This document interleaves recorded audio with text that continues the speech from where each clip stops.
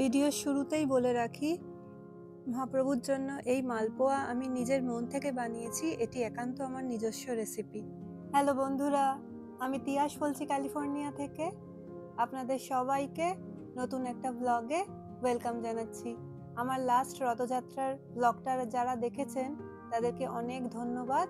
আপনাদের সবার রিকোয়েস্টে শুরু করছি নতুন একটা ব্লগ মহাপ্রভুর ভোগের রেসিপি নিয়ে। শুরু করছি মালপোয়া ভোগ রেসিপি দিয়ে। এতে লাগছে হোল হুইট ফ্লাওয়ার বা আটা, গুড়, সুজি, দুধ আর একটু গোলমরিচ, মৌরি আর 1 চিমটে সি সল্ট।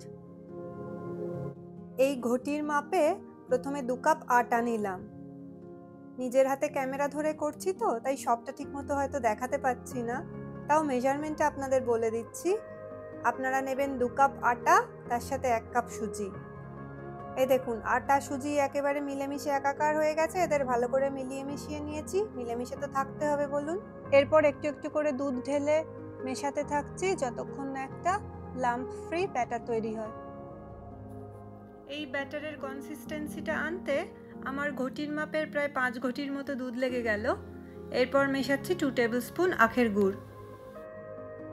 আমার ছোট্ট ঠাকুরের হামানদিস্তাতে আমি নিয়ে নিচ্ছি 1 টিস্পুন মতো মৌরি আর অল্প কয়েকটা গোলমরিচের দানা। হ্যাঁ, আমার আবার টিস্পুন বলছি, এদিকে ঢাকায় দেখাচ্ছি, কারণ ঠাকুরের বাসনে টিস্পুন নেই। আমি আন্দাজ মতো করে নিয়েছি ঢাকায় করেই। এরপর এটাকে থেতো করে নিচ্ছি, তারপর মিশিয়ে নেব এই ব্যাটারের সাথে। আর 1 চিমটে মতো সি সল্ট দিলাম। দেখুন আমার ব্যাটার একদম রেডি, কিন্তু এটা মালপোয়া ভাজার জন্য রেডি না। এটাকে কিছুক্ষণ এবার রেস্টে রাখবো। এরপর এই ব্যাটারের সাথে আমি মিশিয়ে নেব এই ফ্রোজেন কোকোনাট।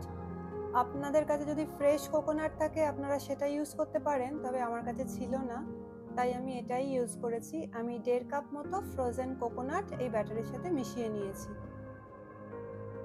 ফ্রোজেন তো তাই হাতে করে একটু ভেঙে নিতে হচ্ছে।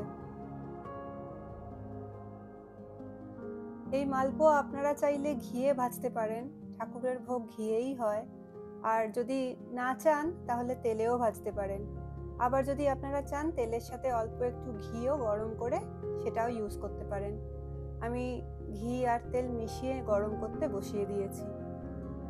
গুড়ের রস রেডি হয়ে গেছে। এদিকে ঘি আর তেলটা কতটা গরম হলো আমি দেখে নিচ্ছি, একটু ব্যাটার ওতে ফেলে।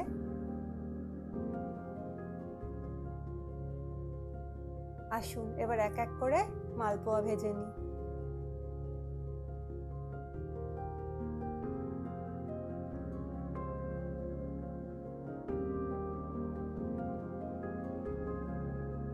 যখনই মালপোয়া ভাজি বোনটার কথা খুব মনে পড়ে। ও খুব মালপোয়া খেতে ভালোবাসে তো। আস্তে আস্তে দুপাশটা উল্টে পাল্টে ভেজে নিচ্ছি লাল লাল করে। দেখছি বেশ লুচির মতো ফুলছে। এর আগেও মালপোয়া ভেজেছি, এত কিন্তু কখনো ফোলে না। এবার তো ঠাকুরের জন্য বানাচ্ছি তাই ঠাকুর নিজেই একটু ভালো করে দিচ্ছেন। আমার এটা ঠাকুরের ছোট্ট কড়াই, তাই একসাথে বেশি দিয়ে ভাজছি না, দুটো দুটো করেই শুরুতে ভাজছি। একসাথে বেশি দিলে গায়ে গায়ে লেগে যাওয়ারও সম্ভাবনা থাকে, তাই অল্প অল্প করে ব্যাটার দিয়ে ভাজাই ভালো।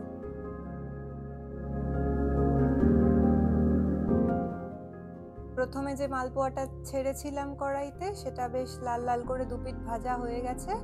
এবার আস্তে আস্তে এটিকে তুলে নিয়ে তেল ঝরিয়ে ওই গুড়ের রসের মধ্যে ফেলছি। শুরুতে ব্যাটারটা যখন তৈরি করছিলাম 2 টেবিল স্পুন গুড় মেশাচ্ছি থেকে আপনাদের অনেকেরই মনে হয়ে থাকবে এত কম মিষ্টি দিচ্ছি কেন।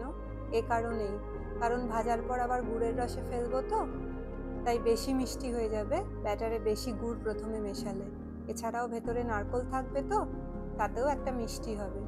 খুব তিতকুটে মিষ্টি হলে এটা ভালো লাগবে না, সামান্য মিষ্টিতেই দেখবেন খুব ভালো খেতে হবে।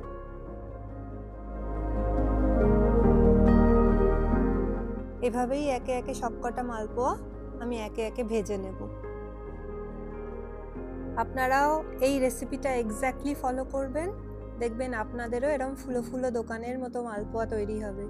আর এতে ময়দা আর চিনি নেই, ভেতরে নারকেল আছে, তাই হেলদিও। একবার ট্রাই করে দেখবেন কিন্তু অবশ্যই, আর আমাকে জানাবেন কেমন লাগলো আপনাদের। আমি গ্যারান্টি দিয়ে বলতে পারি সবার ভালো লাগবে। এই হলো জগন্নাথ দেবের মহাপ্রসাদের মালপোয়ার রেসিপি। যেতে যেতে একটা ছোট্ট টিপ দিয়ে যাই, যখন মালপোয়ার ব্যাটারটা বানাবেন না, তখন খুব ভালো করে ফেটিয়ে নেবেন, তাহলেই দেখবেন এরকম ফুলো ফুলো দোকানের মতো মালপোয়া হচ্ছে আপনাদের। জগন্নাথ দেব সবার মঙ্গল করুন, সবাই ভালো থাকুন। আসি তাহলে, দেখা হবে পরের একটা ভিডিওতে নতুন রেসিপির সহযোগে। ভালো থাকবেন সবাই, আমার ভিডিও দেখতে থাকবেন, ভালো লাগলে সবার সাথে শেয়ার করবেন, আর সাবস্ক্রাইব করতে ভুলবেন না যেন। নমস্কার।